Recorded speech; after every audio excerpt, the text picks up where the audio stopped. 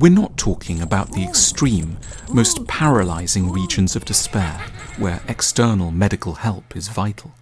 Our target is rather the times when we feel, as indicated by Thoreau's phrase, mired in moods of quiet desperation, a large grey hinterland in which beneath an outward surface of endurance we feel exhausted, close to tears, beyond the sympathetic understanding of others, easily irritated and daunted by the simplest tasks. There will probably have been certain triggers for our melancholy, an intimate rejection, a humiliation around work, the growing realization that the ambitious plans of earlier years have come to very little. Unfortunately, sadness feels very taboo. Societies tend slyly to insist on cheerfulness. We end up not only struggling, but humiliated that we're in such difficulties. Yet, in truth, there is nothing more natural or routine than grief. We have so much to feel morose about. Simply by virtue of being alive, we will inevitably so often feel badly misunderstood, unfairly criticized, overlooked and rejected.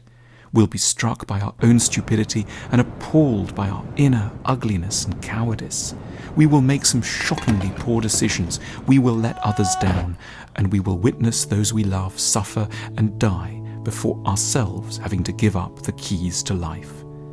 The reasons for feeling low and demoralized touch more or less everyone. It is the universality, the normality of suffering that makes the sight of small, happy children so poignant. We know, as they cannot yet, how much they're going to suffer. We don't know the precise details, but we know that in some way or another a distinctive range of horrors will, in time, befall them. Every day, almost without noticing it, we have to fight off a range of incoming, powerful reasons not to despair. We rely on an internal engine or muscle of hope to pump out consoling thoughts. Then one day, the task seems too much. The muscle can't take it anymore. At such times, we need to keep a few ideas in mind. For a start, that sorrow is not an individual failing. It is a basic reality for our entire species.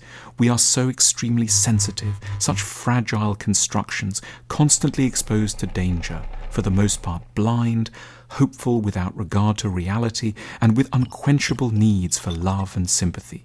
Our tribulations are a symptom of being human, never just a curse attached to our sliver of existence.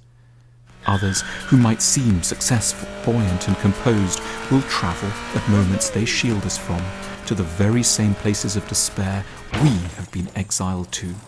We live so close to ourselves. We know so much about our own private failings. We miss that our flaws are in fact general, present even in the outwardly placid, the beautiful, the rich, and the people next door. If only we could see into their minds, we would feel so much less alone. We are, it's true, sometimes hard to be around. We're easy to caricature as grumpy and a pain. But in truth, we're sad rather than mean, anxious rather than bad. It's hard to make our despair sound charming, to present ourselves in the way that would win us the compassion we so require.